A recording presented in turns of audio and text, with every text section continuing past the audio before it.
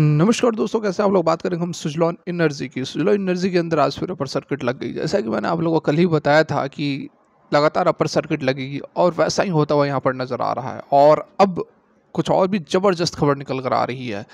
क्या कुछ अपडेट है, कहाँ तक स्टॉक भागेगा, कहाँ पर प्रॉफिट बुकिंग करनी चाहिए, सारा कुछ जानेंगे इस वीडियो में। इस बार आपसे रिक्वेस्ट रहेगी कि वीडियो को इतना लाइक करें, इतना सपोर्ट करें कि ये जो है कम से कम 1 के लाइक्स होने चाहिए।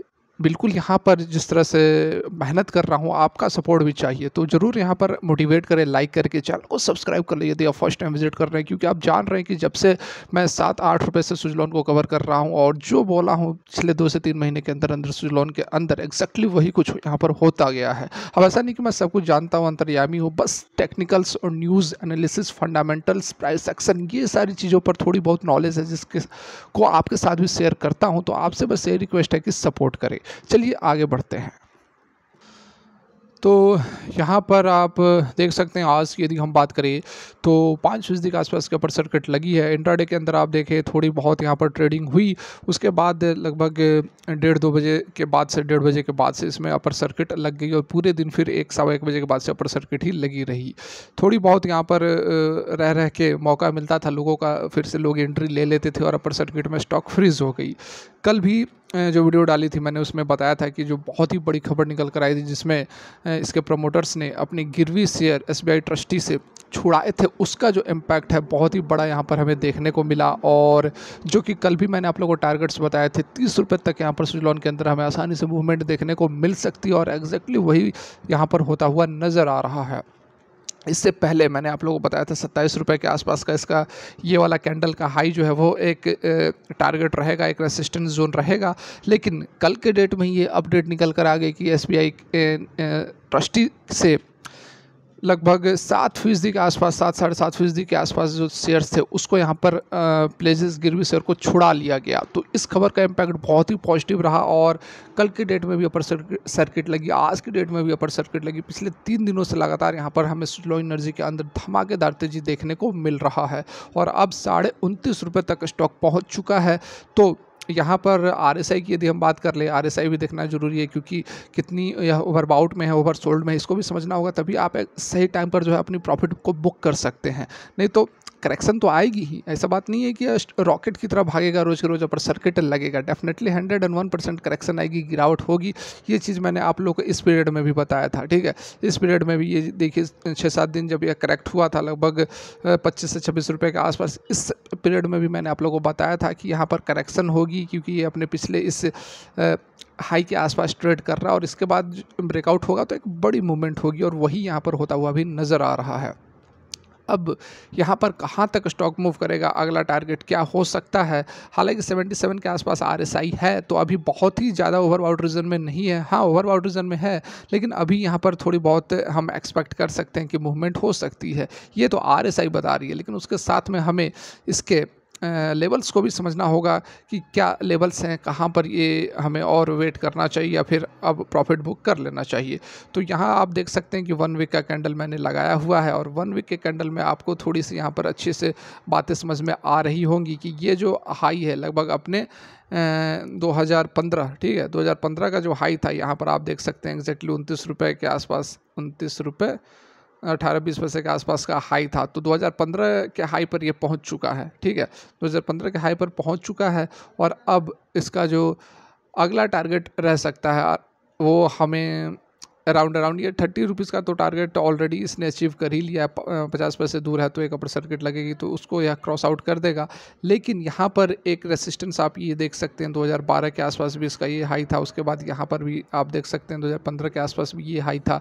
तो ये ऑलरेडी एक अपने लेवल को इसने अचीव कर लिया है, ठीक है। 30 रुपये के आसपास का ये जो लेवल है ये अचीव कर चुका है।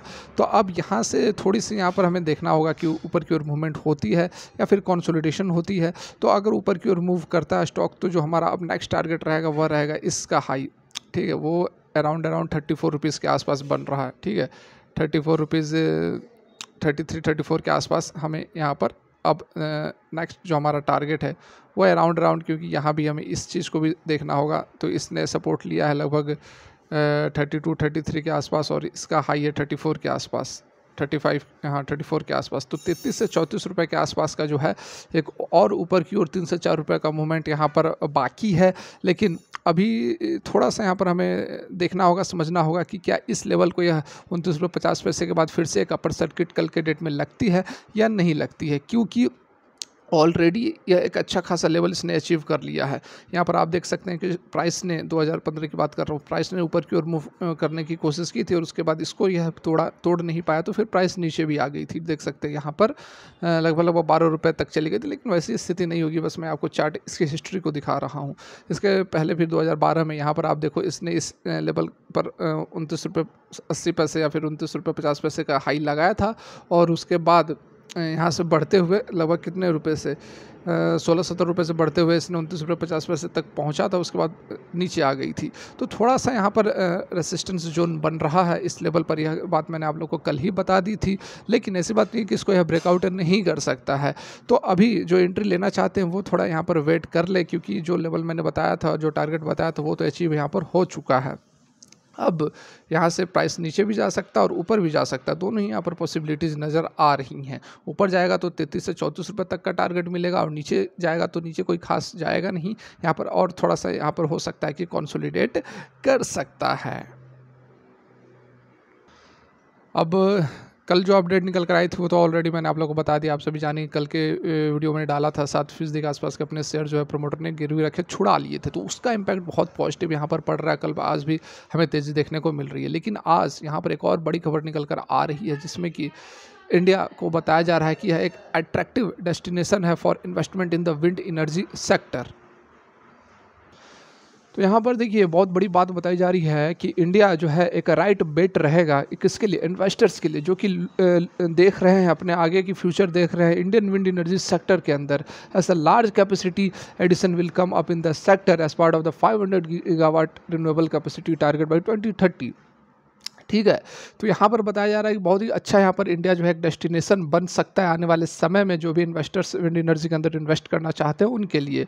Appeal to the wind energy investor who are looking at India as destination, you will be in the good hands very soon. Offshore, जैसे कि अभी ऑफशोर की भी खबर निकल कर आई थी, तमिलनाडु का पहला ऑफशोर जो है उसको भी एलोकेट कर दिया गया है। तो offshore wind energy capacity will also take off and will also create a very efficient ecosystem. ये सारी बात कौन बता रहे हैं, तो दिनेश जगदाले जो कि जॉइंट सेक्रेटरी है union ministry of new and renewable energy के, उनका यहाँ पर ये कहना निकल कर आ रहा है। As a country we will be looking to bring more form renewable power to the grid in the coming decade. Wind energy has a vital role to play. Wind as a technology be it onshore या फिर offshore would play a very critical role in India's energy transition goal. तो यहाँ पर देख सकते हैं कि कितनी बड़ी अपडेट है कि सरकार को भी पता है कि ये आने वाले समय में ऑनशोर तो ऑलरेडी यहाँ पर चल ही रहा है, लेकिन ऑफशोर जो कि अभी तक नहीं उसके अंदर हमें तेज़ी देखने को नहीं मिली थी। पहला जो ऑफशोर तमिलनाडु के कोस्ट में ये एलोकेट किया गया है, उसका भी टेंडर निकाला गया है। तो अब ऑफशोर एनर्जी भी जो है, विंड एनर्जी भी है, वो भी बहुत तेज़ी से फैलेगी, बढ़ेगी और बहुत ही अच्छी एक अपॉर्चुनिटीज़ है इन्वेस्टर्स के लिए। यहाँ पर बताया जा रहा है, इन्वेस्टर्स मतलब कि बाहर की जो कंपनियाँ हैं वो यहाँ पर उनको इन्वेस्ट करने की सलाह दी जा रही है।